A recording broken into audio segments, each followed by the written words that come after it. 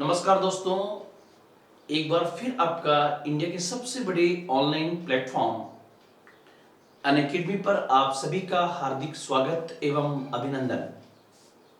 आज फिर मैं आपके सामने आधुनिक भारत के इतिहास का यूपीएससी हिंदी प्री एग्जाम को ध्यान में रखते हुए स्पेशली हिंदी बेल्ट को कवर करते हुए अनअकैडमी यूपीएससी हिंदी के नाम से ये चैनल बनाया गया है, जो निश्चित रूप से आपके प्री एग्जाम में इंपॉर्टेंट भूमिका को अदा करेगा। आज हम आधुनिक भारत के इतिहास का ही एक बहुत ही महत्वपूर्ण टॉपिक है, सामाजिक एवं धार्मिक सुधार आंदोलन, socio religious reforms movement of India, सामाजिक एवं धार्मिक सुधार आंदोलन को पढ़ने के लिए जा रहे हैं।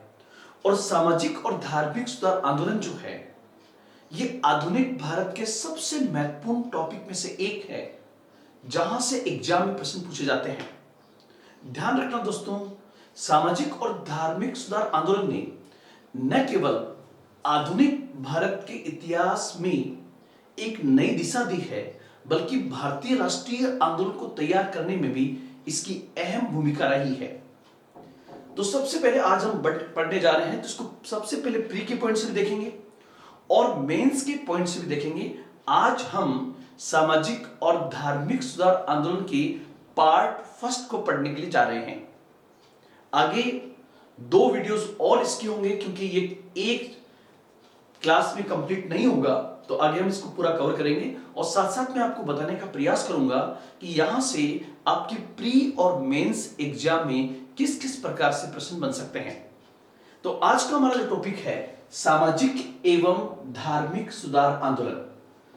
सबसे पहले मैं कहना चाहूंगा कि जो सामाजिक एवं धार्मिक सुधार आंदोलन है, इसे ही सामाजिक एवं सांस्कृतिक जागरण भी कहा जाता है, एवं इसी के साथ साथ इसे भारतीय पुनर्जागरण के नाम से भी जाना जाता है। इंडियन रिनेशन, भारतीय पुनर्जागरण के नाम से भी जाना जाता है। 19वीं सदी में, अर्थात 1801 से 1899 को कहेंगे 19वीं सदी। 19वीं सदी में शुरू हुआ ये सामाजिक और धार्मिक सुधार आंदोलन, जहां 19वीं सदी में इसका मुख्य फोकस नारी सुधार पर था। नारी सुधार, विमेन रिफॉर्म्स पर था, क्योंकि समाज में अगर दोयम दर्जे की किसी की स्थिति थी तो महिलाओं की थी। और ध्यान रखना, जिस समाज में, जिस धर्म में महिलाओं की स्थिति दयनीय होती है, वो समाज दयनीय होता है, वो देश दयनीय होता है, वो समाज तरक्की नहीं कर सकता। इसलिए 19वीं सदी में हमारे जो सामाजिक सुधारक थे, उन सुधारकों ने विशेष रूप से जो बल दिया, वो 19वीं सदी में नारी सुधार पे बल दिया था। और नारी संबंधी अनेक जो समाज में हमारी कुरीतियां थी, उन कुरीतियों को दूर करने का, उसमें सुधार करने का प्रयास जो है, वो 19वीं सदी में कई सामाजिक सुधारकों ने किया। यहां पर यह ध्यान रखना है कि सामाजिक और धार्मिक सुधार आंदोलन जो है, ये 19वीं सदी में भी चला और 20वीं सदी में भी चला। परंतु 19वीं सदी में जहां इसका फोकस नारी सुधार पे ज्यादा था, वहीं 20वीं सदी में इसका फोकस जो है निम्न जातियों की स्थिति में सुधार था। मतलब निम्न जातियों को बहुत दयनीय दृष्टिकोण से देखा जाता था और अस्पृश्यता एक बहुत बड़ी बीमारी भारतीय समाज बन गई थी। इसलिए यहां पर 20वीं सदी जो होगी, उसमें मुख्य फोकस जो होगा वो निम्न जाति सुधार में होगा, जिसमें गांधी जी ने भी बड़ा योगदान दिया था अस्पृश्यता आंदोलन चलाकर। और उसमें सबसे बड़ा योगदान था बाबा साहब भीमराव अंबेडकर साहब का, उनका योगदान भी हम इसमें देखेंगे। अब कुछ चीजें हम बोले, 19वीं सदी में नारी सुधार मुख्य पॉइंट है, 20वीं सदी में निम्न जाति सुधार, निम्न जाति लोअर कास्ट रिफॉर्म्स के नाम से होगा। इस सामाजिक और धार्मिक सुधार आंदोलन को सामाजिक एवं सांस्कृतिक जागरण भी कहा जाता है। इसे सामाजिक एवं सांस्कृतिक जागरण भी कहा जाता है और इसे यूरोपियन पुनर्जागरण की तर्ज पर भारतीय पुनर्जागरण भी इसे कहा जाता है। इसे भारतीय पुनर्जागरण भी कहा जाता है, तो यह भी इसका नाम होगा। अब आपके दिमाग में एक चीज आएगी कि सर इसे सामाजिक एवं धार्मिक सुधार आंदोलन क्यों कहा जाता है। तो इसका मैं बताऊं आपको कि भारतीय समाज में कई ऐसी रीतियां थी जो समाज में बहुत बड़ा अवरोधक थी, और जो समाज में रीतियां अवरोधक बनी तो इन्हीं रीतियों को समाज में कुरीतियां कहा गया। और जब इसमें सुधार की बात की, क्योंकि समाज से संबंधित थी, तो समाज में सुधार के लिए प्रयास किए गए, इसलिए उत्तर होगा सामाजिक सुधार। लेकिन सामाजिक सुधार के साथ साथ धार्मिक सुधार क्यों कहा जाता है, उसका उत्तर होगा कि हमारा जो भारतीय समाज है उसमें समाज जो है वो धर्म के साथ में जुड़ा हुआ है। समाज और धर्म आपस में जुड़े हुए हैं, और समाज में जो बहुत सारी कुरीतियां हैं वो बिना धर्म में सुधार किए संभव नहीं थी।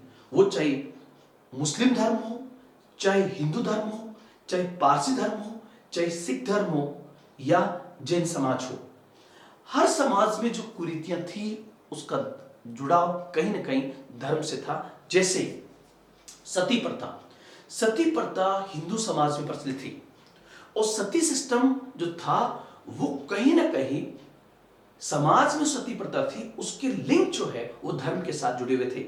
इसलिए बिना धर्म में सुधार किए समाज में सुधार संभव नहीं था। इसलिए इस मूवमेंट का नाम जो हुआ वो हुआ सामाजिक एवं धार्मिक सुधार आंदोलन। मतलब अगर समाज में सुधार करना है तो हमें धर्म में सुधार करना होगा, और यदि धर्म में सुधार करना है तो समाज में सुधार करना होगा। मतलब दोनों आपस में लिंक हैं। इसलिए इस मूवमेंट को एक साथ सामाजिक एवं धार्मिक सुधार आंदोलन कहा जाता है। उसके बाद में हम ये देखना चाहें कि 19वीं सदी की ऐसी कौन सी प्रमुख कुरीतियां थी। ध्यान रखना, उनमें से आज भी कई प्रचलित है, लेकिन हमने अधिकांश कुरीतियों पर विजय प्राप्त की, और उस विजय प्राप्त करने में हमारे कई सामाजिक और धार्मिक सुधारकों ने अपनी भूमिका अदा की थी। अब वो कौन सी कुरीतियां थी? कुरीतियां कहते हैं सोशल एविल्स को, जैसे सती प्रथा, बाल विवाह, बहु विवाह, पर्दा प्रथा, डाकन प्रथा, छुआछूत, पाखंड एवं अंधविश्वास, जैसे दहेज प्रथा, जैसी अनेक कुरीतियां समाज में विद्यमान थी। और इस क्रम में बिना समाज में सुधार किए, बिना धर्म में सुधार किए सामाजिक एवं धार्मिक सुधार आंदोलन संभव नहीं था। इसलिए एक बड़ा आंदोलन चलता है जिसे हम सामाजिक एवं धार्मिक सुधार आंदोलन कहते हैं। अब एक क्वेश्चन हमारे दिमाग में आएगा कि सर 19वीं सदी में ये जो सामाजिक और धार्मिक सुधार आंदोलन शुरू हुआ, ये 19वीं सदी में क्यों हुआ? तो इसका उत्तर होगा कि जब 19वीं सदी में अंग्रेजों ने भारत के एक बहुत बड़े क्षेत्र पर नियंत्रण स्थापित कर लिया, और 1813 के बाद जब भारत को वो एकीकृत बाजार के रूप में स्थापित कर रहे थे, तब उन्हें अपने ब्रिटिश उत्पादों को बेचने के लिए भारतीयों को आधुनिक बनाना जरूरी था। इसलिए इसी समय भारत में शिक्षा के क्षेत्र में व्यापक सुधार होते हैं और पाश्चात्य शिक्षा को लाया जाता है। मतलब कहने का यह कि जहां पर भारत में बहुत सारे सामाजिक सुधार तो होंगे, लेकिन कहीं ना कहीं इस सामाजिक और धार्मिक सुधार आंदोलन जो था वो आंदोलन ब्रिटिश हितों के भी अनुरूप था, इसलिए ब्रिटिश ने इसे एप्रिशिएट किया। साथ ही साथ भारत में ऐसे अनेक सामाजिक एवं धार्मिक सुधारक हुए जिन्होंने इसमें अपनी अहम भूमिका अदा की, जैसे राजा राम मोहन राय, स्वामी विवेकानंद,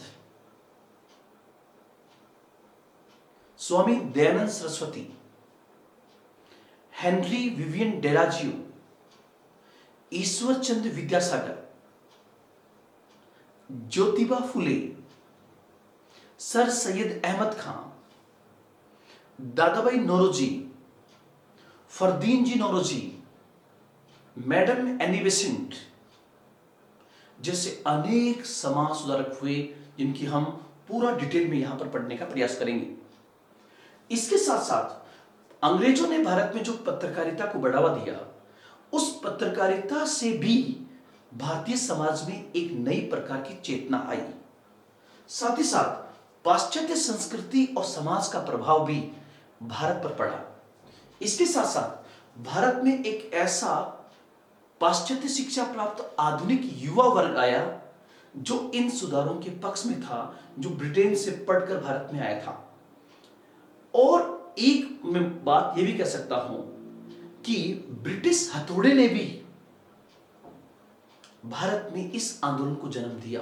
मतलब जब हमारा शोषण होगा, जब हमारी शिक्षा और संस्कृति को वो बहुत नीचा दिखाने का प्रयास करेंगे, वो नए नए सुधार लाएंगे, न्यायिक सुधार होंगे, नई रेवेन्यू सिस्टम आएंगे, और उससे हमारा जो शोषण होगा, उस शोषण से भी भारतीयों में एक चेतना आई जो उन्हें अपने समाज में सुधार के लिए प्रेरित करेगी। और आप लोग ये भी ध्यान रखना कि भारत में जो सामाजिक और धार्मिक सुधार आंदोलन शुरू हुआ है, वो आंदोलन सबसे पहले बंगाल, मद्रास और बॉम्बे से हुआ है, क्योंकि यही तीन सबसे बड़े केंद्र अंग्रेजों के थे। और उसमें भी सबसे पहले ये सुधार की शुरुआत बंगाल से होगी, क्योंकि अंग्रेजों ने अपनी राजनीतिक शुरुआत कहां से की? बंगाल से की। और साथ ही साथ बंगाल में ही सबसे ज्यादा शिक्षा प्राप्त लोग उस समय थे।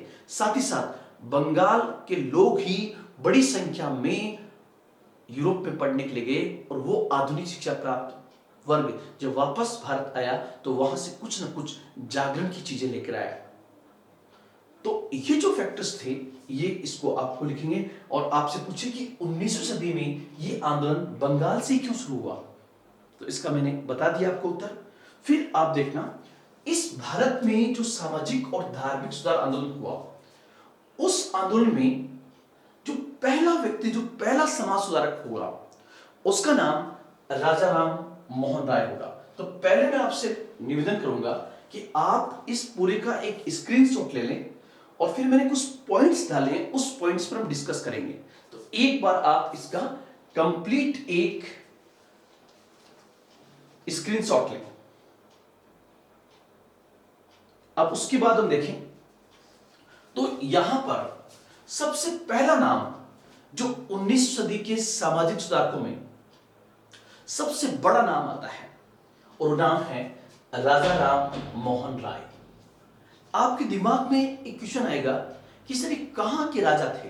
ध्यान रखना, ये कहीं के राजा नहीं थे। इनका जन्म जरूर बंगाल के एक संपन्न ब्राह्मण परिवार में हुआ।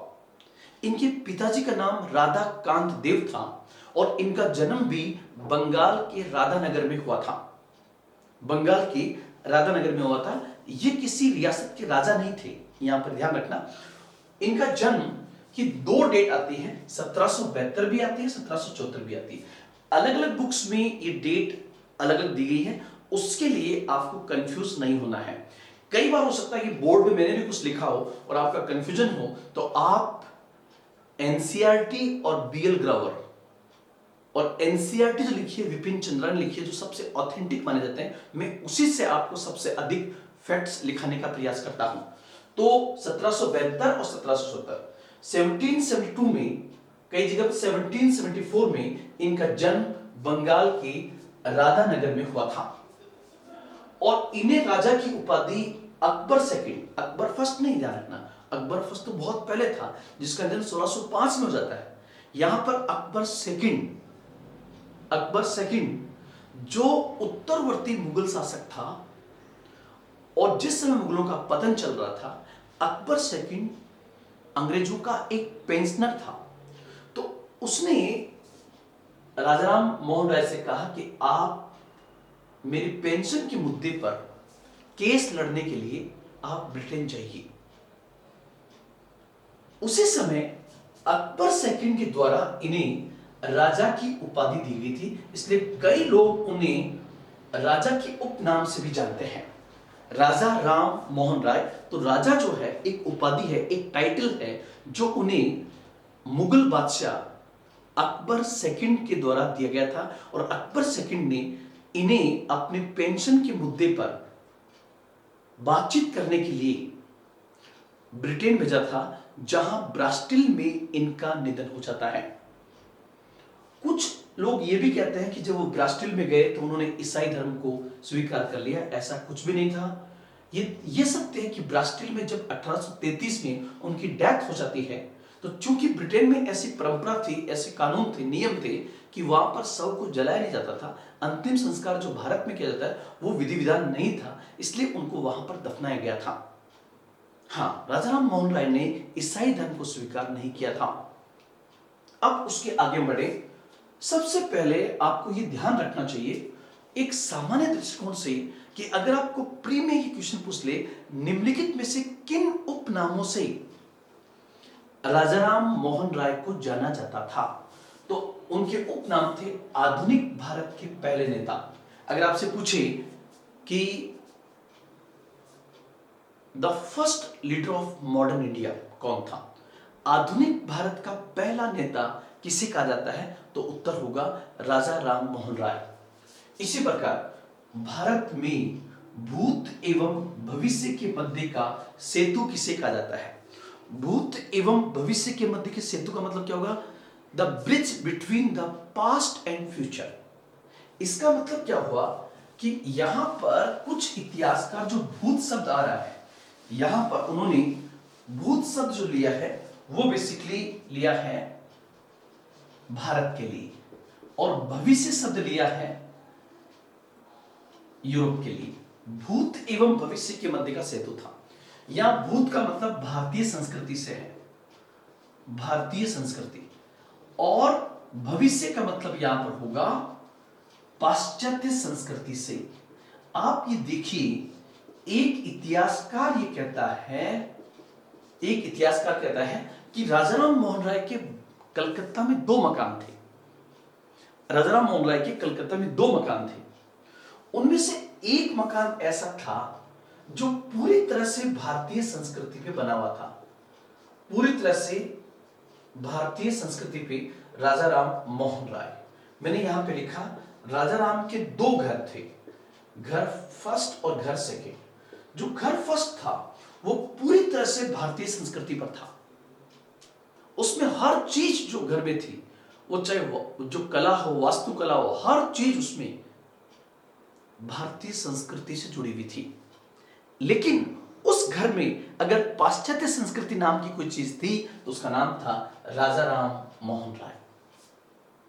राजाराम का एक घर ऐसा था जो पूरी तरह से पाश्चात्य संस्कृति बना हुआ था, वेस्टर्न कल्चर बना हुआ था, और उस घर में अगर कोई भारतीय संस्कृति नाम की चीज थी तो वो था Rajaram Mohan Roy.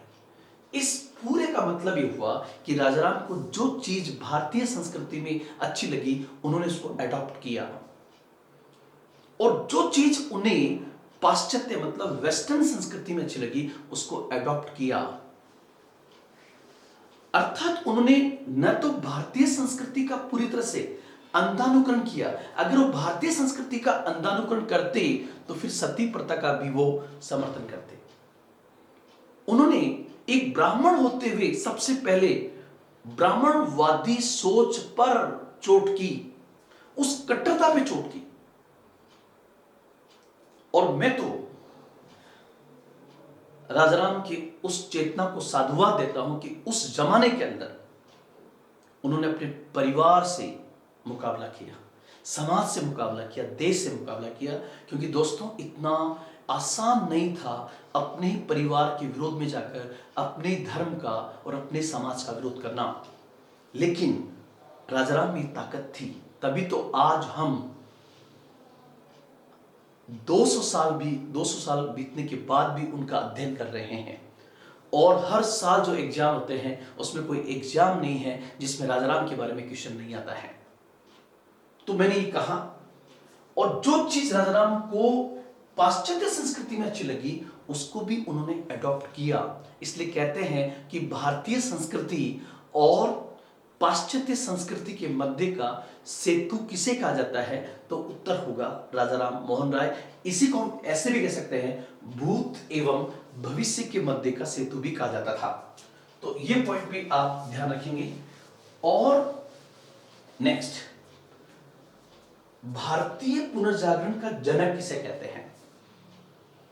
The founder of Indian renaissance. तो आप लोग ध्यान रखें, जो भारतीय पुनर्जागरण हुआ है, जिसका रियल नेम भारत में सामाजिक एवं धार्मिक सुधार आंदोलन है, उसकी भारत में सबसे पहली शुरुआत जो है, सबसे पहले स्टार्टिंग जो है, वो राजाराम करते हैं। और राजाराम एक ऐसी नींव लगाते हैं जिस पर सामाजिक और धार्मिक सुधार आंदोलन का पूरा घर तैयार हुआ। इसलिए राजाराम को ही भारतीय पुनर्जागरण का जनक कहा जाता है। ध्यान रखना, उस जमाने में जब समाचार पत्र चले नहीं थे, राजाराम मोहन राय ने कई समाचार पत्रों को चलाया, जैसे संवाद, कौमुदी, मिरातुल अखबार, ब्राह्मणिकल मैगजीन। इसलिए उन्हें भारतीय पत्रकारिता का अग्रदूत भी कहा जाता है, the pioneer of Indian journalism. इन्हें भारतीय पत्रकारिता का अग्रदूत भी कहा जाता है। उसके बाद हम देखेंगे, सुभाष चंद्र बोस ने उन्हें युग दूत कहा है। आपसे पूछे कि 19वीं शताब्दी का युग दूत मतलब महानायक सुभाष बाबू ने किस सामाजिक सुधारक को कहा है? तो उत्तर होगा, सुभाष चंद्र बोस ने राजाराम मोहन राय को कहा है। तो ये पॉइंट आपको ध्यान में रखने हैं। अब थोड़ा सा हम उनका आरंभिक जीवन भी देखें तो ध्यान रखना, 1803 से 1811 तक उन्होंने ईस्ट इंडिया कंपनी में नौकरी भी की थी। अर्थात अपने जीवन पालन के लिए वो नौकरी लगे और ईस्ट इंडिया कंपनी में उन्होंने बड़े समर्पण भाव के साथ में नौकरी की थी। अब हम आगे चलें और जस्ट अब हम देखेंगे कि राजाराम मोहन राय से आपके प्री एग्जाम में क्वेश्चन क्या बन सकता है। तो सबसे पहले हम डेट वाइज कुछ चीजें याद रखेंगे, जैसे 1809, 1811, 1815, 1816, 1817, 1820, 21, 1822, 1825, 1828, 1829, 1833। ये डेट हमें याद रखनी कि यहां से एग्जाम में क्वेश्चन किस किस प्रकार से आ सकता है। तो दोस्तों सबसे पहले हम देखें 1809। 1809 में 1809 में उन्होंने एक पुस्तक लिखी जिसका नाम था तूफात उल मुआविदीन। ये उनकी पुस्तक का नाम था तूफात उल मुआविदीन। और ध्यान रखना, ये फारसी भाषा में लिखी गई एक पुस्तक थी। ये फारसी भाषा में लिखी गई एक पुस्तक थी, तूफात उल मुआविदीन, फारसी भाषा में। तो आपने सर फारसी भाषा में क्यों लिखा? तो मैं आपको बता दूं, और शायद जानकर आपको हैरत हो कि राजाराम मोहन राय भारत की एक ऐसी शख्सियत थी जिन्हें लगभग 1 दर्जन भाषाओं का ज्ञान था। राजाराम मोहन राय को English, Hindi, Bengali, Sanskrit, Hebrew, French, Latin, यूनानी जैसी, स्पेनिश, पुर्तगीज जैसी लगभग 1 दर्जन भाषाओं का ज्ञान था। वो हर लैंग्वेज के एक्सपर्ट थे। उन्हें यूं ही नहीं कहा जाता है भारतीय पुनर्जागरण का जनक, क्योंकि उन्होंने भारत में जब पुनर्जागरण की बात कही होगी तो उन्होंने कई बुक्स का अध्ययन किया था। कई धार्मिक ग्रंथों को पढ़ने के बाद उन्होंने निचोड़ निकाला था कि क्या सही है और क्या गलत है। यहां तक कि वो एक यूनिवर्सल रिलीजन की बात के बारे में भी सोचते हैं।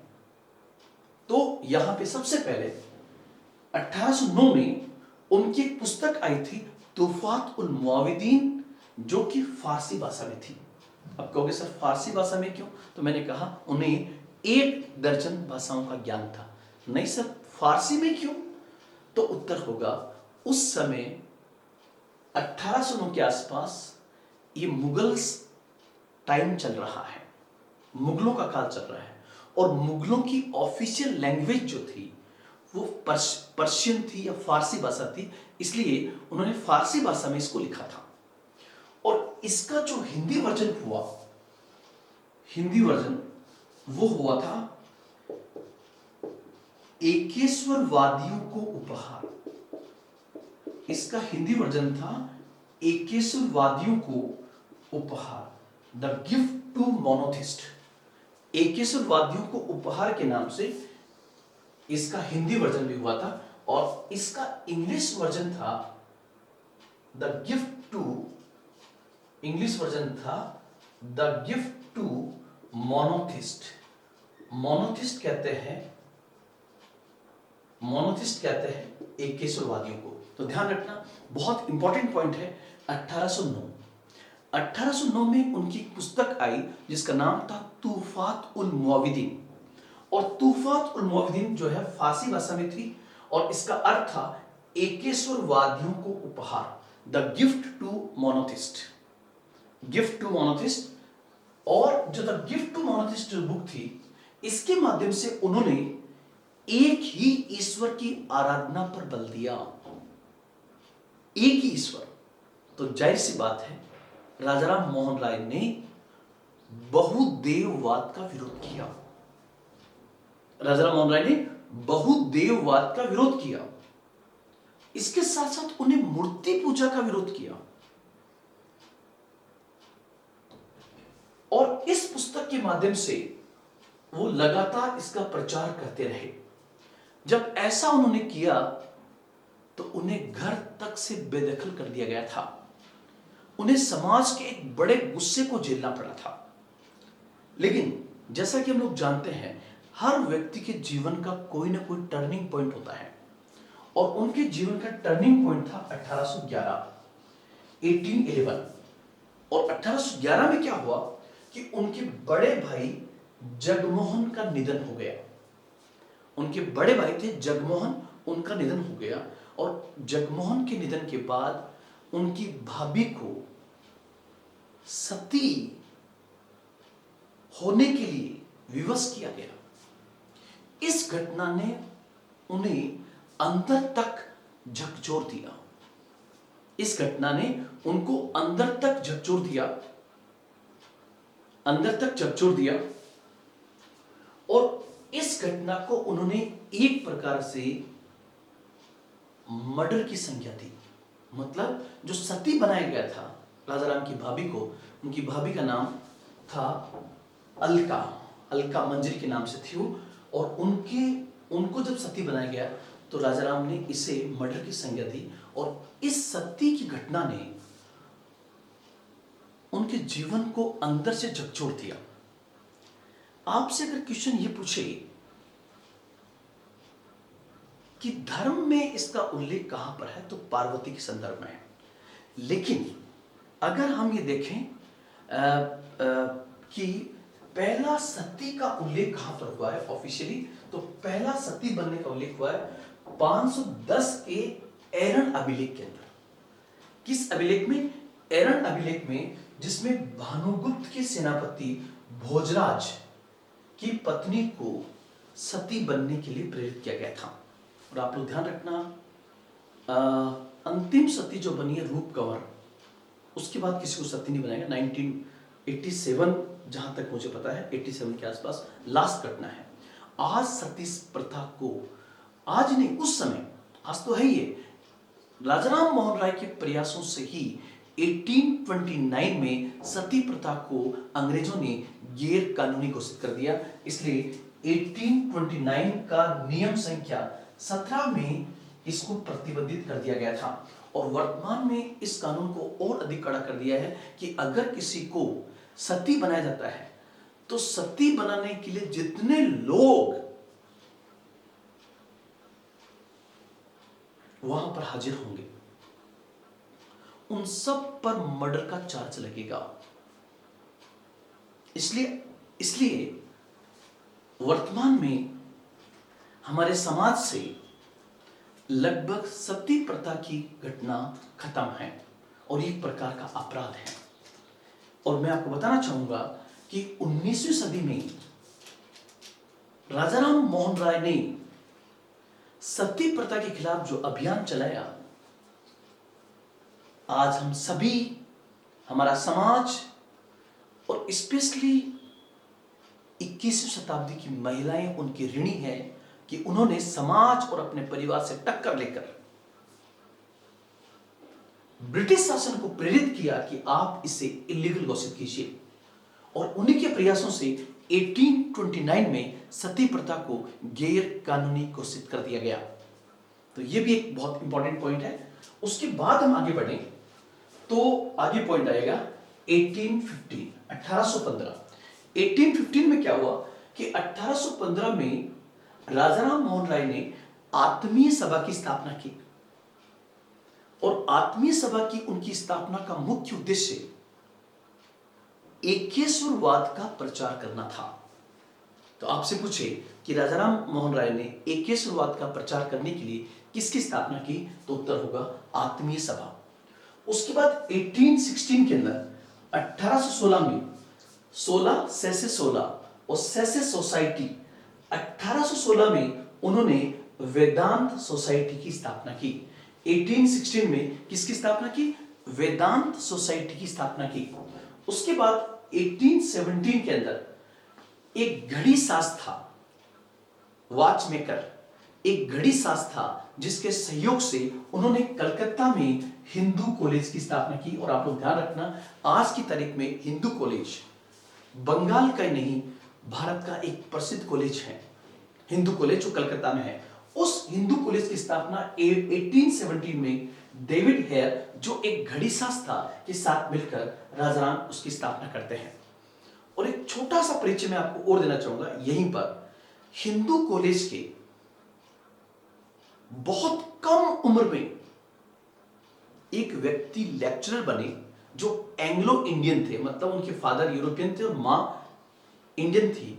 उस व्यक्ति का नाम था हेनरी विवियन डेराजियो। और हेनरी विवियन डेराजियो के बारे में आप लोग ध्यान रखना, 3 बिंदु। हेनरी विवियन डेराजियो जो है वो एंग्लो इंडियन थे, जिनकी मदर भारतीय थी और फादर यूरोपियन थे। हेनरी विवियन डेराजियो, हेनरी विवियन डेराजियो जो थे, मात्र 22 साल की एज में तो इनकी डेथ हो जाती है, बहुत कम उम्र में इनकी डेथ होती है। लेकिन उस कम से कम समय के अंदर भी 1826 से 1831 तक वे हिंदू कॉलेज में लेक्चरर रहे। देखिए आप, बहुत कम एज में। और हेनरी विवियन डेराजियो जो हिंदू कॉलेज के लेक्चरर थे, उनके बारे में 3 क्वेश्चन याद रखना। नंबर 1, आपसे पूछे कि आधुनिक भारत का पहला कवि किसे कहा जाता है।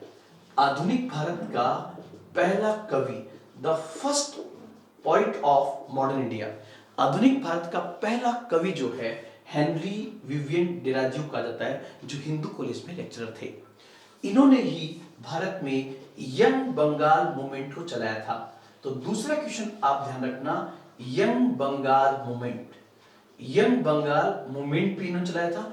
और ये महिला शिक्षा की हिमायती थे, विमेन एजुकेशन, महिला शिक्षा के भी हिमायती थे। तो मैंने ऐसे ही लिंक करने का प्रयास किया कि 1817 के अंदर राजाराम मोहन राय ने डेविड हेयर, जो एक घड़ी साज था, उसके साथ मिलकर हिंदू कॉलेज की स्थापना की। और जब हिंदू कॉलेज की स्थापना की तो इसी हिंदू कॉलेज में आगे चलकर एक Anglo Indian Henry Vivian Derozio lecturer बने। बहुत कम एज में 1831 में उनका निधन हो गया। उनका भारत के निर्माण में, आधुनिक भारत के निर्माण में 3 प्रकार से योगदान है। वो आधुनिक भारत के पहले राष्ट्रवादी कवि थे, अर्थात ऐसी कविताएं लिखी जिनमें राष्ट्रवाद झलकता था। और दूसरा पॉइंट ध्यान रखेंगे कि इन्होंने एक मूवमेंट चलाया, किसने, हेनरी विवियन डेराजियो ने, जिसको कहते हैं यंग बंगाल मूवमेंट। और तीसरा पॉइंट जो ध्यान रखना है वो रखना है महिला शिक्षा के बहुत बड़े हिमायती। तो एक बार फिर आप जो है इस पूरे का एक स्क्रीनशॉट ले लें। और कोई चीज आपको दिखाई नहीं दे रही है तो उसको भी मैं बहुत बेहतर तरीके से आपके सामने रखने का प्रयास करूंगा। अब उसके आगे बढ़े इन घटनाओं के बाद, तो 1820 में घटना आती है। 1820 में उन्होंने एक पुस्तक लिखी जिसका नाम था परसिप्स ऑफ जीसस। ध्यान रखना, 1820 में राजाराम मोहन राय ने एक पुस्तक लिखी जिसका नाम था परसिप्स ऑफ जीसस। तो देखिए, सबसे पहले जब राजा राम मोहन राय लगातार हिंदू धर्म में सुधार की बात कर रहे थे, तो कहीं ना कहीं उस समय जो भारत में ईसाई मिशनरियां सक्रिय थी और भारतीयों को ईसाई धर्म में परिवर्तित करने का प्रयास कर रही थी, तो ईसाई धर्म की मिशनरियों ने यह सोचा, ध्यान रखना, ईसाई धर्म की मिशनरियों ने यह सोचा कि राजाराम मोहन राय का हिंदू धर्म से मोह भंग हो गया है और वे ईसाई धर्म को एडॉप्ट करना चाहते हैं। ये किसने सोचा? ईसाई मिशनरियों ने। राजाराम बहुत बड़े विद्वान थे, उन्होंने थोड़ा समय लिया और एक फिर पुस्तक लिखी 1820 में, और 1820 में जो पुस्तक लिखी उसका नाम था परसेप्ट्स ऑफ जीसस। और इस पुस्तक के माध्यम से उन्होंने ईसाई धर्म में फैली हुई विभिन्न बुराइयों को उजागर किया। मतलब राजाराम ने कहा कि हमारा हिंदू धर्म ही नहीं, हमारा हिंदू धर्म तो बहुत लिबरल धर्म है, हम जब चाहे सुधार कर सकते हैं, लेकिन आप अपने धर्म में सुधार कीजिए। और उसके लिए 1820 में उन्होंने परसिप्स ऑफ जीसस की नामक किताब लिखी, जिसमें उन्होंने चमत्कार जो थे, जिसमें ईसाई धर्म में चमत्कार जिन चीजों को कहा जाता है उनको उन्होंने अंधविश्वास कहा और ईसाई धर्म की बुराइयों को उन्होंने उजागर किया था। तो 1820 की इस घटना को भी आप रखेंगे।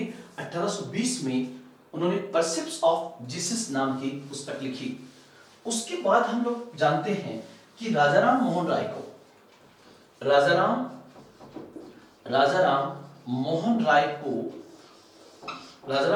को भारतीय पत्रकारिता का अग्रदूत भी कहा जाता है, the pioneer of Indian journalism भी कहा जाता है, भारतीय पत्रकारिता का अग्रदूत भी कहा जाता है, क्योंकि उन्होंने अपने 3 समाचार पत्रों के माध्यम से अपने विचारों को फैलाया था, लोगों को जागरूक करने में पत्रकारिता के माध्यम से अपनी अहम भूमिका अदा की थी। वो थी संवाद कौमुदी। ये संवाद कौमुदी जो था ये बेसिकली बंगाली भाषा में आता था। संवाद कौमुदी जो बंगाल में चलता था। एक था मिरातुल अखबार। तो आप लोग ये भी ध्यान रखें कि अखबार शब्द जो है ये बेसिकली फारसी शब्द है। ये मिरातुल अखबार, कुछ लोग इसको उर्दू से भी मानते हैं, मिरातुल अखबार। और एक था ब्रह्मनिकल मैगजीन। ब्रह्मनिकल मैगजीन भी उनका एक पत्रिका थी, ब्रह्मनिकल मैगजीन। यहां पर ये 3, और इन्होंने उस जमाने में समाचार पत्रों को चलाया, इसलिए उन्हें भारतीय पत्रकारिता का अग्रदूत भी कहा जाता है। स्पेशली संवाद कौमुदी जो थी वो बंगाली भाषा में थी, मिरातुल अखबार फारसी भाषा में थी, और ये 2 इंपॉर्टेंट है। एक बार एक क्वेश्चन पूछा गया था कि 1823 के लाइसेंसिंग एक्ट से प्रतिबंधित होने वाला पहला न्यूज़पेपर कौन सा था? तो उत्तर होगा मिरातुल अखबार। इसको हम पढ़ेंगे, एक चैप्टर में लूंगा भारत में पत्रकारिता, उसमें आपको बताऊंगा कौन कौन से लाइसेंसिंग एक्ट इंडिया में आए।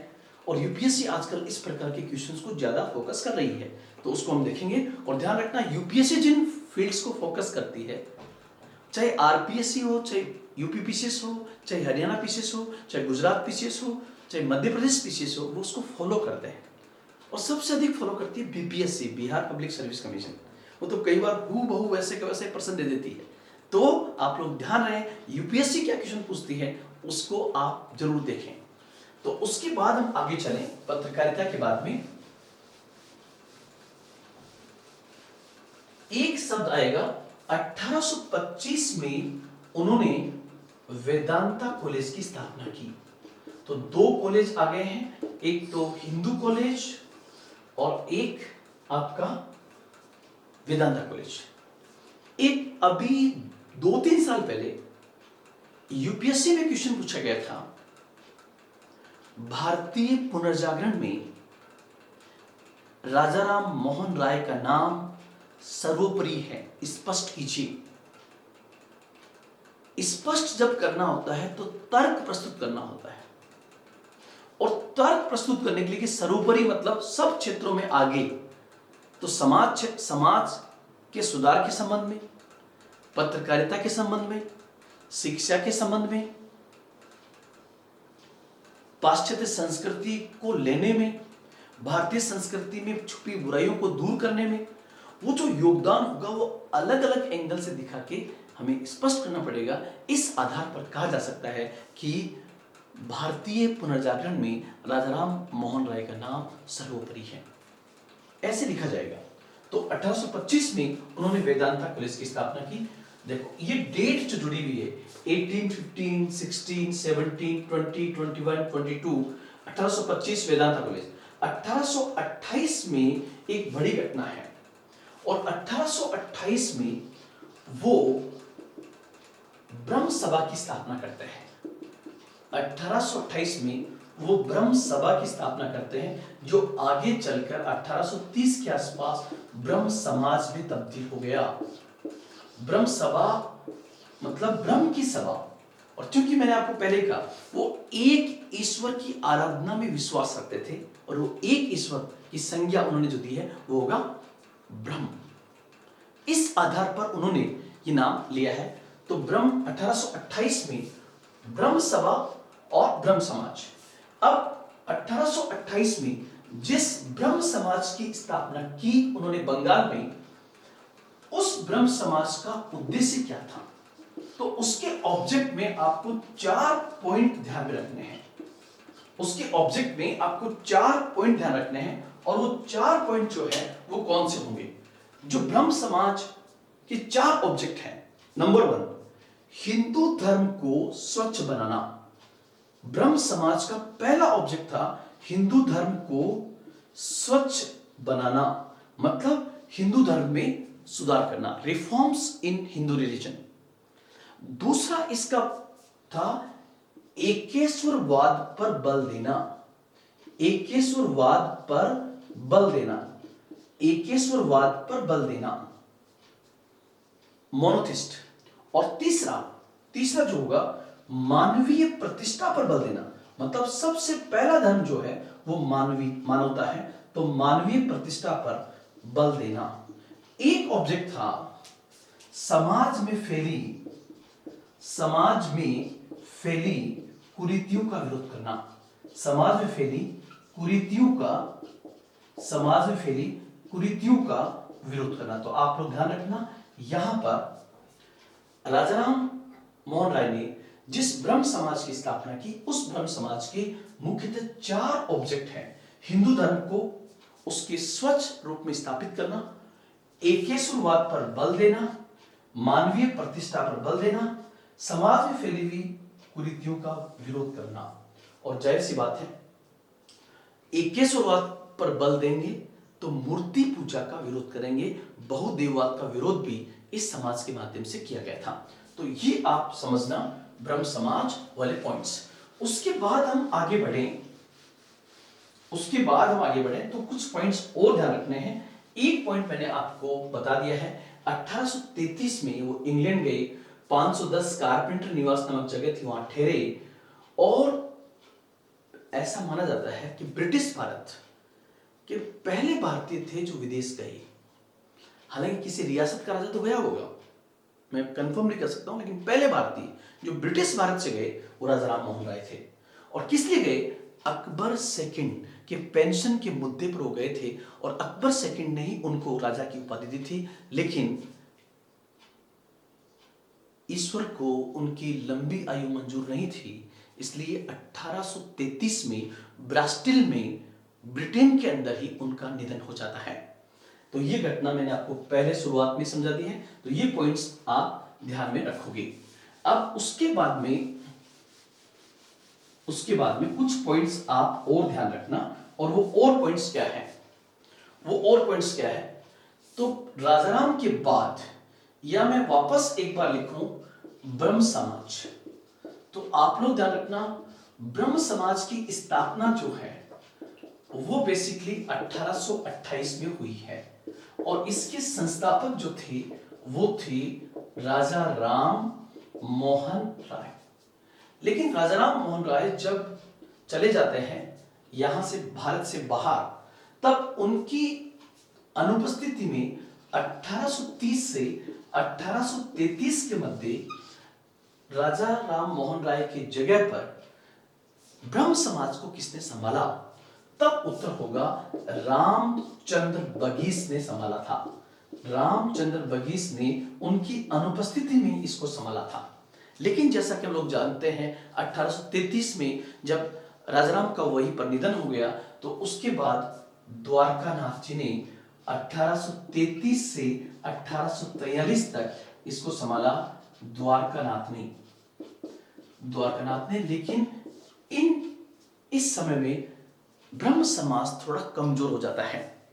लेकिन ब्रह्म समाज की स्थिति में थोड़ा बदलाव आता है जब इसके साथ जुड़ते हैं देवेंद्रनाथ टैगोर। मतलब देवेंद्रनाथ टैगोर जो जुड़ते हैं वो बेसिकली ब्रह्म समाज के साथ जुड़ते हैं 1843 से, 1843 से। और ध्यान रखना आप लोग, जब देवेंद्रनाथ टैगोर 1843 में जुड़ते हैं, उससे पहले ही, मतलब इस घटनाक्रम से पहले ही वो कहीं ना कहीं एक के शुरुआत के वो भी समर्थक थे, लेकिन उस समय जुड़े नहीं थे। उस समय उन्होंने एक संस्था बनाई थी जिसका नाम था तत्वबोधिनी सभा। आपसे पूछे कि तत्वबोधिनी सभा की स्थापना किसने की, तो उत्तर होगा तत्वबोधिनी सभा की स्थापना 1839 में देवेंद्रनाथ टैगोर ने की थी। 1839 में, 1839 में तत्वबोधिनी सभा की स्थापना की, और देवेंद्रनाथ टैगोर जुड़े कब, तो 1843 से। तो वापस ब्रह्म समाज की स्थापना राजाराम मोहन राय के द्वारा 1830 से 1833 के बीच में, जब राजाराम ब्रिटेन चले गए तो रामचंद्र बगीस ने पीछे से काम को संभाला था। 1833 से 43 तक ये सभा रही द्वारकानाथ जी के पास, और उसके बाद द्वारकानाथ के बाद देवेंद्रनाथ टैगोर ने इसको 1843 संभाला। उससे पहले वो एक सभा एस्टैब्लिश कर चुके थे जिसका नाम था तत्वबोधिनी सभा। अब एक नाम जो बहुत ही महत्वपूर्ण है और वो है केशव चंद्र सिंह, जो ब्रह्म समाज के साथ जुड़ता है, तो उसको भी आप ध्यान रखना। और वो क्या है कि जब ब्रह्म समाज के साथ ब्रह्म समाज के कर्ता देवेंद्रनाथ टैगोर थे, देवेंद्रनाथ टैगोर थे, तो देवेंद्रनाथ टैगोर ने ब्रह्म समाज का आचार्य नियुक्त किया। किसको? ब्रह्म समाज का आचार्य उन्होंने नियुक्त किया केशव चंद्र सेन को। लेकिन केशव चंद्र सेन बहुत ही लिबरल और प्रखंड विद्वान माना जाता था। इसलिए जब केशव चंद्र सेन ब्रह्म समाज के साथ जुड़ते हैं, और ध्यान रखना केशव चंद्र सेन को ब्रह्म समाज में लेकर ही कौन आया है, तो उत्तर होगा देवेंद्रनाथ टैगोर लेके आए थे। अब जब केशव चंद्र सेन जुड़ते हैं, क्योंकि वो लिबरल है, तो उन्होंने फैसला किया कि हमें ब्रह्म समाज का प्रचार बंगाल से बाहर करना चाहिए। मतलब मद्रास भी ब्रिटिश भारत का हिस्सा था, बॉम्बे भी ब्रिटिश भारत का हिस्सा था, तो उन्होंने कहा भारत के अन्य क्षेत्रों में भी हमें इसका प्रसार करना चाहिए। किसका? ब्रह्म समाज का। किसने कहा? देवेंद्रनाथ टैगोर को केशव चंद्र सेन ने कहा। यहां पर एक चीज और ध्यान रखना कि केशव चंद्र सेन और देवेंद्र नाथ टैगोर का आपस में ईगो टकराता था, मतलब विचार उनके आपस में नहीं मिलते थे, ये एक अलग बात है। तो जब केशव चंद्र सेन इसका प्रसार करने लगे तो ये बात देवेंद्र नाथ टैगोर को अच्छी नहीं लगी। और ध्यान रखना, केशव चंद्र सेन जो बंगाल से बाहर जाएंगे तो उनसे प्रेरित होकर दो समाज बनते हैं, जिसको हम कहते हैं, एक को वेद समाज और एक नाम आता है प्रार्थना समाज। ये दो समाज ब्रह्म समाज से प्रभावित थे, लेकिन इनके अंदर किसने किया? केशव चंद्र सेन ने। मतलब केशव चंद्र सेन से प्रभावित होकर दो अन्य समाज कौन से बने? तो उत्तर होगा वेद समाज और प्रार्थना समाज। लेकिन उससे पहले की घटना में याद रखें कि देवेंद्र नाथ टैगोर और केशव चंद्र सेन के बीच में इनका ईगो क्लैश हुआ, इसलिए 1865 के अंदर विभाजन हो गया। किसका? ब्रह्म समाज का। 1865 में ब्रह्म समाज का विभाजन हो गया। और ब्रह्म समाज का विभाजन होने से आप देखना, ये जो पुराने वाला ब्रह्म समाज था वो ब्रह्म समाज तो रह गया देवेंद्र नाथ टैगोर के पास। यहां पर थोड़ा सा कंफ्यूजन है, कुछ लोग इसको आदि ब्रह्म समाज कहते हैं, कुछ इसको कहते हैं, लेकिन पुराना वाला जो होगा आदि ब्रह्म समाज वो देवेंद्र नाथ टैगोर के पास में होगा। और केशव चंद्र सेन से आप बस इतना ध्यान रखिए कि केशव चंद्र सेन ब्रह्म समाज का प्रसार पूरे भारत में करना चाहते थे, इसलिए 1865 के बाद केशव चंद्र सेन ने जिस समाज की स्थापना की उसे कहते हैं भारतवर्षीय ब्रह्म समाज। भारतवर्षीय ब्रह्म समाज। तो एक मिनट के लिए मैं आपको वापस रिवाइज कराऊं। मुद्दा क्या है कि ब्रह्म समाज की कर्तनकर्ता जब देवेंद्र नाथ टैगोर बने तो देवेंद्र नाथ टैगोर ने ब्रह्म समाज को मजबूत करने के लिए किस व्यक्ति को ब्रह्म समाज का आचार्य नियुक्त किया? तो उत्तर होगा केशव चंद्र सेन को। लेकिन देवेंद्र नाथ टैगोर और केशव चंद्र सेन के बीच में बनती नहीं थी, वैचारिक स्तर पे भी नहीं बनती थी। और बाद में जब केशव चंद्र सेन ब्रह्म समाज का प्रसार बंगाल के बाहर करने लगे तो इनका ईगो और अधिक टकराया। पहले आप इसका एक स्क्रीनशॉट आप ले लीजिए और फिर उसके आगे हम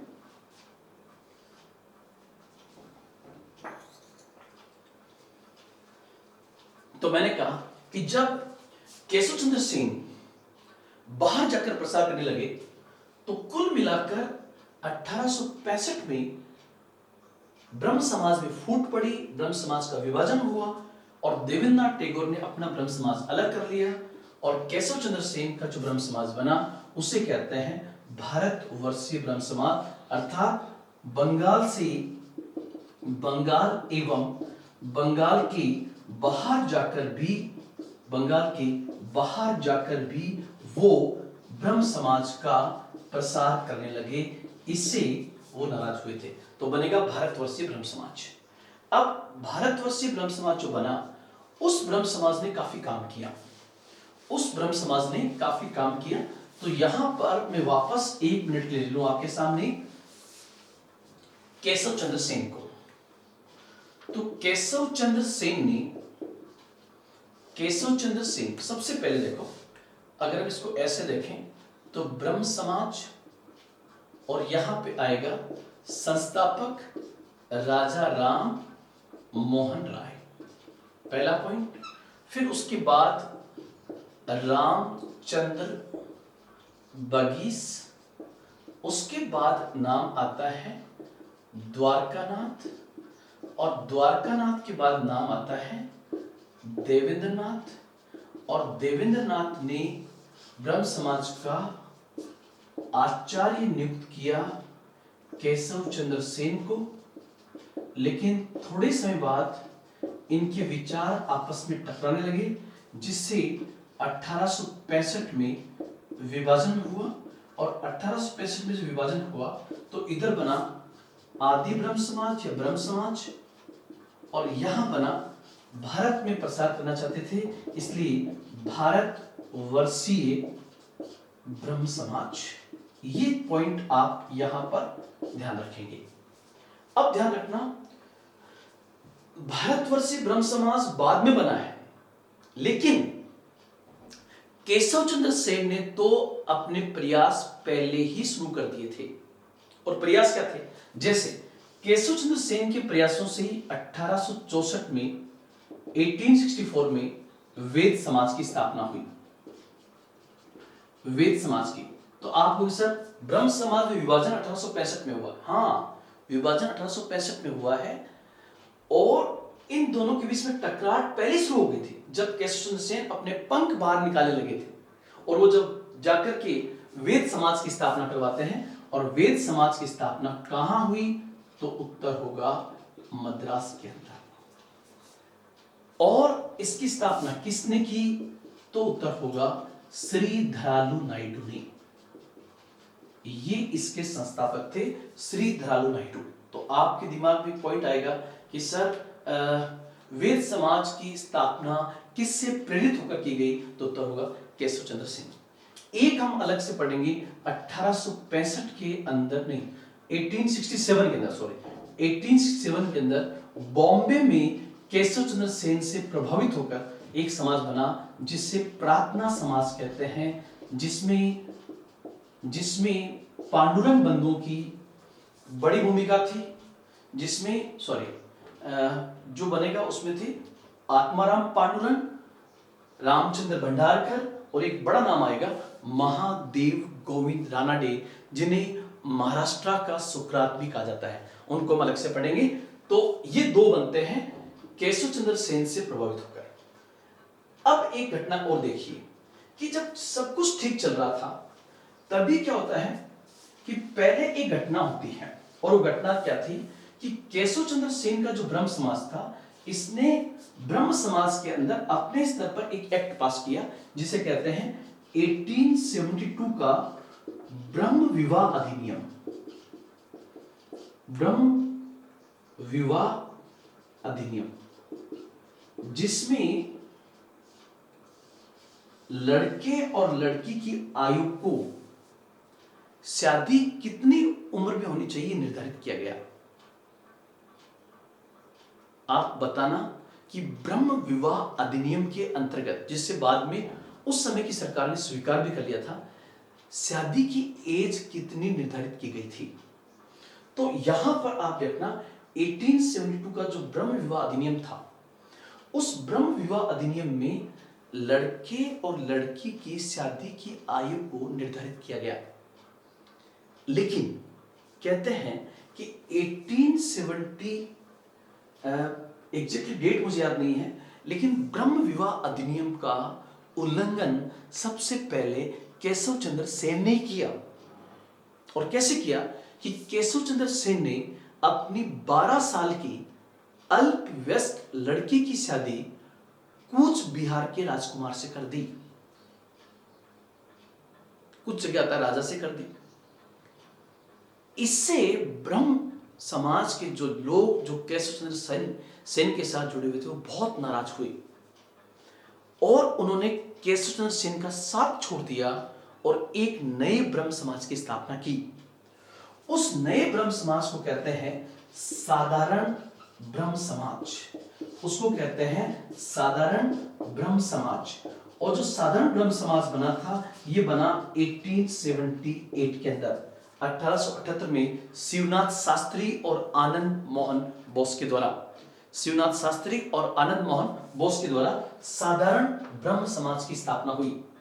साधारण ब्रह्म समाज की स्थापना। तो आप लोग यहां ध्यान रखो दोस्तों, ब्रह्म समाज हमारे सामाजिक और धार्मिक सुधार आंदोलन में सबसे बड़ा है।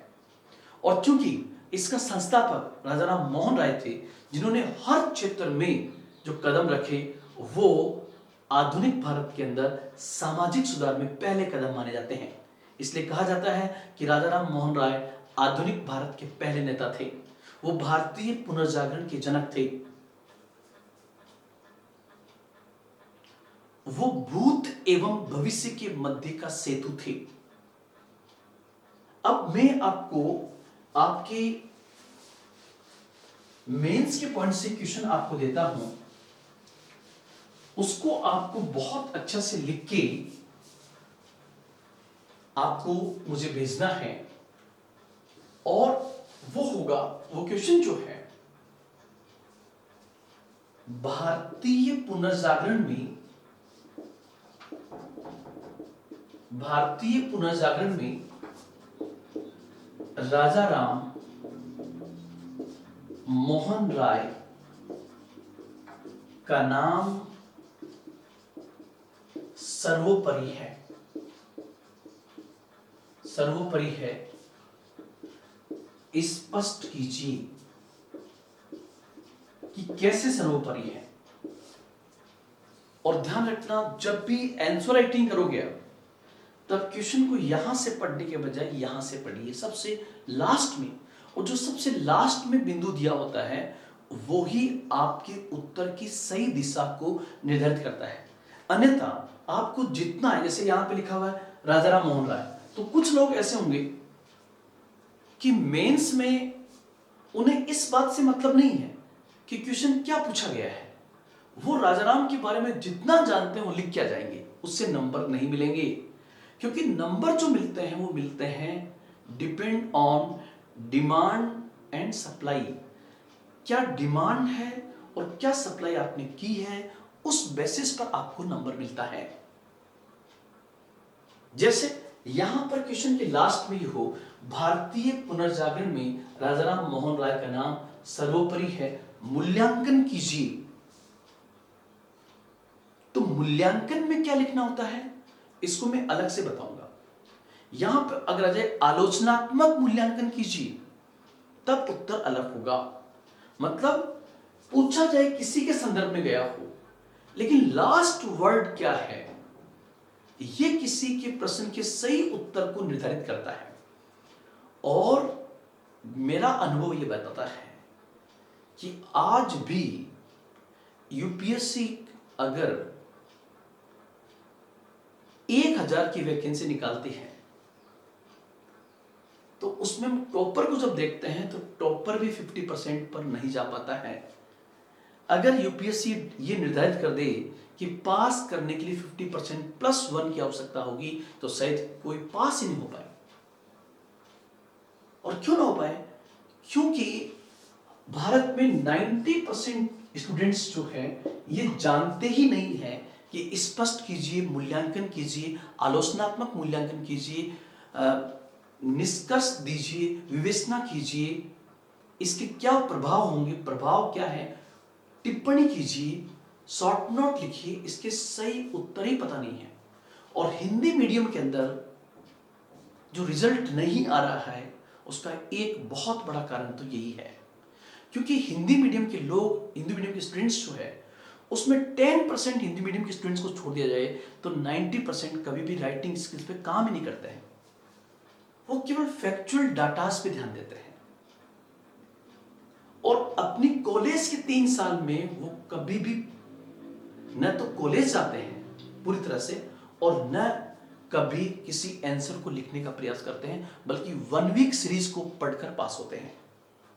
इसलिए आप देखिए आईएएस के एग्जाम में जो इंग्लिश मीडियम के स्टूडेंट्स ज्यादा हो रहे हैं उसका एक बड़ा कारण यह है, अगर हमारे हिंदी मीडियम के स्टूडेंट्स इन लास्ट वर्ड को समझ जाएं कि लास्ट में क्या लिखा हुआ है तो टॉप 10 में टॉप 5 हमारे हिंदी मीडियम से होंगे। लेकिन दुर्भाग्य यह है कि दिल्ली जैसे बहुत बड़े प्लेटफॉर्म पर बहुत कम टीचर हैं जो आंसर राइटिंग समझाते हैं। और वो आंसर राइटिंग क्यों नहीं समझा पा रहे हैं? क्योंकि अधिकांश पढ़ाने वालों ने कभी यूपीएससी मेंस का एग्जाम दिया ही नहीं है, और अगर दिया है तो वो पास नहीं हुए, और पास नहीं हुए तो कभी उन्होंने मूल्यांकन नहीं किया कि मैं पास क्यों नहीं हुआ। और वो वही चीजें बताते हैं स्टूडेंट्स को जो जिनके कारण वो खुद पास नहीं हुए। इसलिए रिजल्ट आपके सामने है। मेरा थीम है, हमारी अनअकैडमी का थीम है कि हिंदी मीडियम के स्टूडेंट्स बहुत बड़ी संख्या में यूपीएससी में सिलेक्ट हो, उसके लिए उनको आंसर राइटिंग सिखाई जाए। जैसे स्पष्ट कीजिए में होगा कि आपको विभिन्न तर्क प्रस्तुत करने होंगे और वो तर्क प्रस्तुत करके बताना होगा कि इन आधारों पर कहा जा सकता है कि भारतीय पुनर्जागरण में राजाराम मोहन राय का नाम सर्वोपरि है। वो तर्क क्या? वो तर्क होगा समय के आधार पर सबसे पहले शुरुआत करने वाला। वो तर्क होगा शिक्षा के क्षेत्र में वेदांता कॉलेज की स्थापना, वेदांता सोसाइटी की स्थापना, हिंदू कॉलेज की स्थापना। वो तर्क होगा पत्रकारिता का। वो तर्क होगा समाज में सुधार का, समाज में सुधार का, समाज में रिफॉर्म्स का। वो तर्क होगा कि पाश्चात्य संस्कृति से हमें क्या लेना चाहिए और भारतीय संस्कृति से हमें क्या छोड़ना चाहिए। वो तर्क होगा मानवीय प्रतिष्ठा का। और वो जब आप बांध करके उस उत्तर को लिखोगे तो एक बेहतरीन उत्तर आपके सामने आएगा। तो दोस्तों, आज सामाजिक और धार्मिक सुधार आंदोलन का इतना ही पार्ट हम लेंगे। कल फिर इसी पार्ट को हम लेंगे, लेकिन एक नए समाज सुधार के साथ। कल मिलते हैं। जय हिंद, जय भारत।